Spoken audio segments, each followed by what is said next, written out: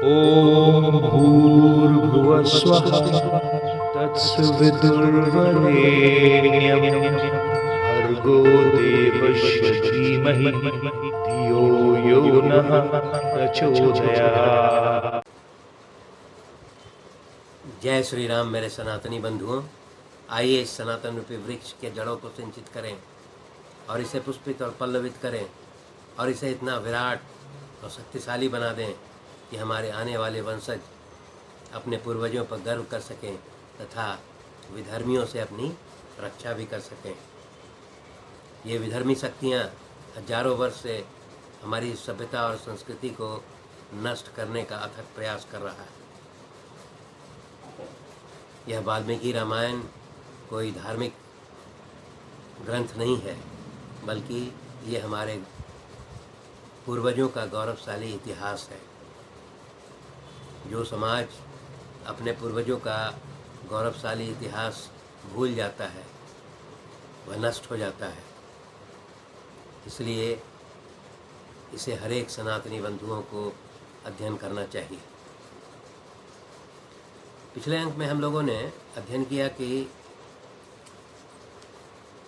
रावण को जब ये महसूस होता है कि निकट भविष्य में जो है राम और लक्ष्मण लंका पर आक्रमण करने वाले हैं, तो वो चिंतित हो जाता है और अपने सभी सभासदों को अपने सभागार में बुलाता है और उनसे उनकी राय मांगता है,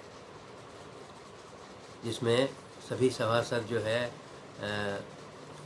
उसकी चाटुकारिता करते हुए सभी जो है घमंड से ये कहते हैं कि हम लोग जो है निश्चित तौर पर श्री राम और लक्ष्मण और सुग्रीव इत्यादि को पराजित कर देंगे और इंद्रजीत जो है वो ये पर्याप्त है उनको पराजित करने के लिए।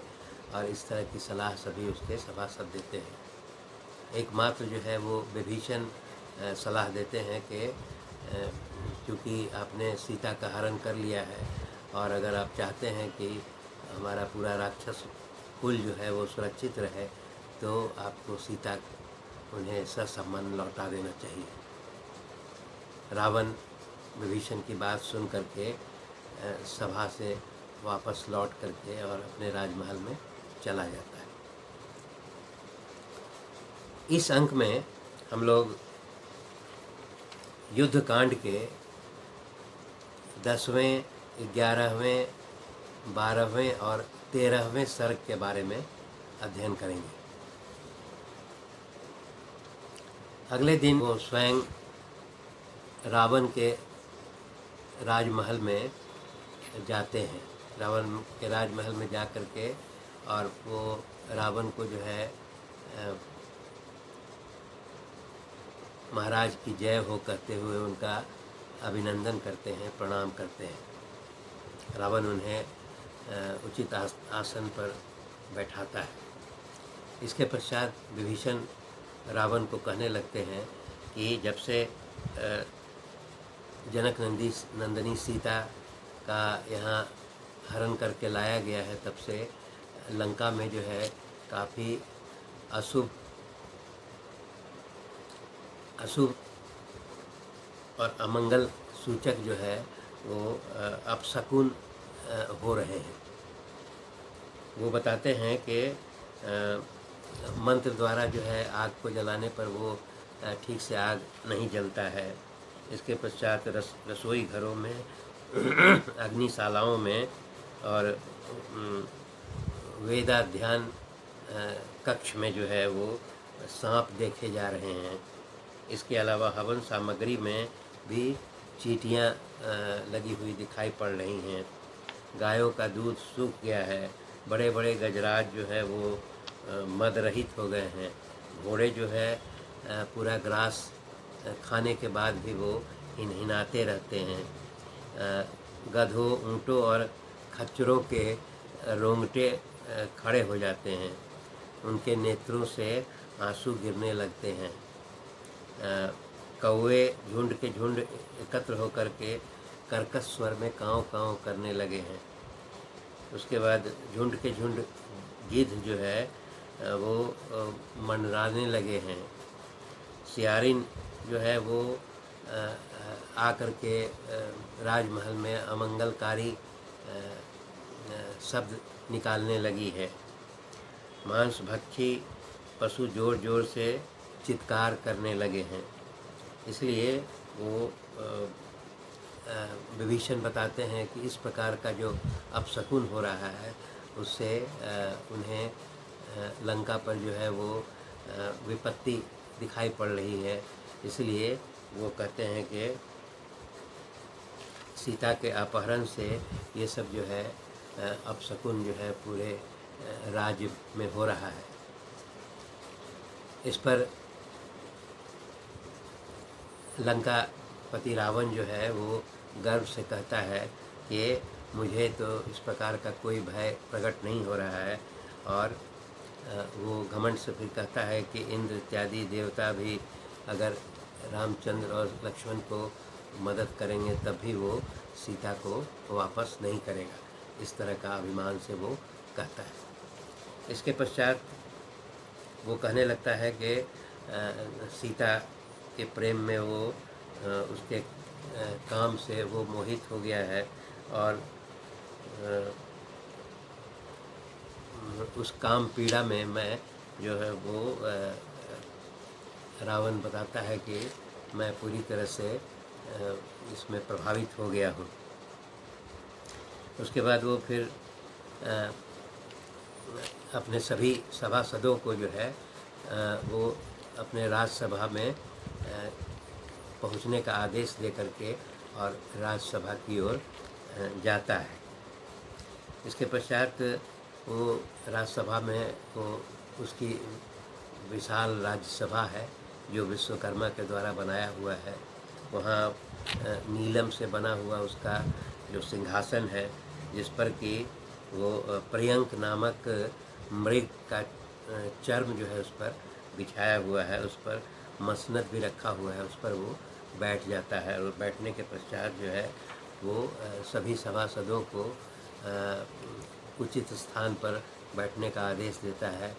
जो सभी सभासद जो है वहाँ उपस्थित हो गए हैं, और उसके पश्चात वो सभी सभासदों से के आने के पश्चात वहाँ विभीषण भी जो है अपने उचित स्थान पर आकर के वहाँ बैठ जाते हैं। इसके बाद सभी सभासदों से जो है वो कहता है कि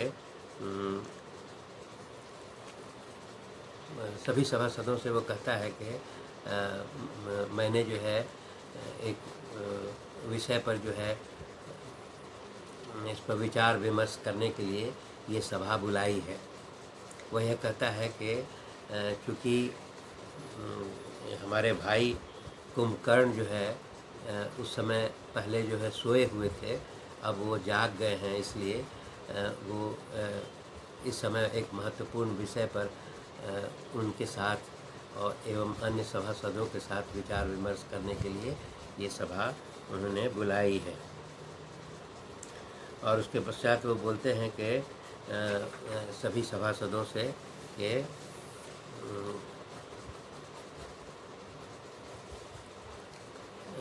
कि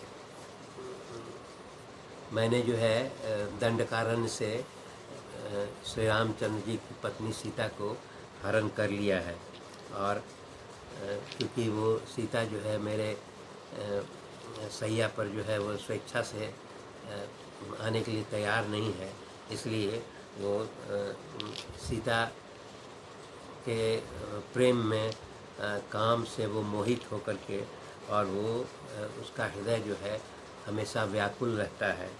और जिस प्रकार जो है घोड़ा चलते चलते मार्ग में थक जाता है, उसी प्रकार वो सीता के प्रेम में और काम के मद से वो थके हुए महसूस कर रहे हैं।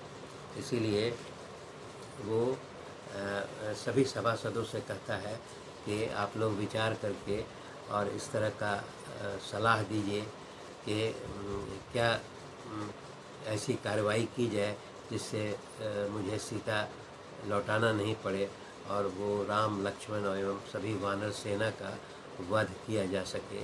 इस तरह का सलाह जो है अपनी सभी मंत्रियों से मांगता है।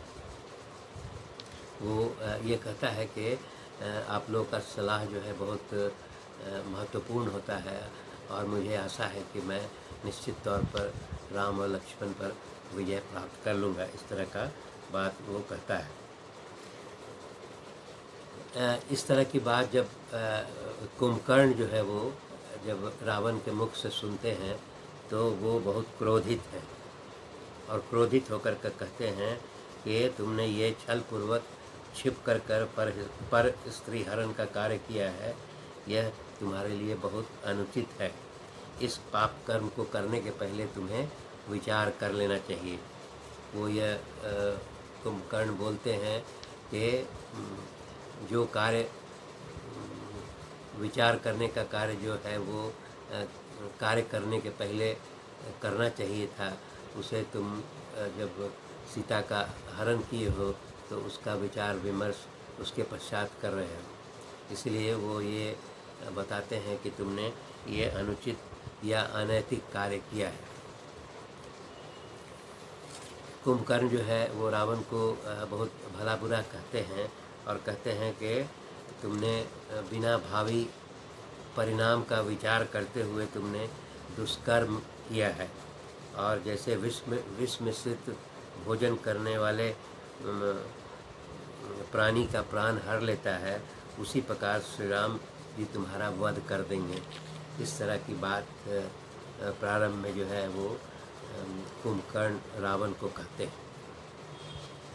परंतु इतना कहने के पश्चात वो ये कहते हैं कि मैं तुम्हारा भाई हूँ और तुमने हालांकि पाप कर्म किया है, लेकिन फिर भी क्योंकि मैं तुम्हारा भाई हूँ, मैं तुम्हें इसमें मदद करूँगा और मैं पूरे राम लक्ष्मण और उनकी वानर सेना का वध कर दूँगा।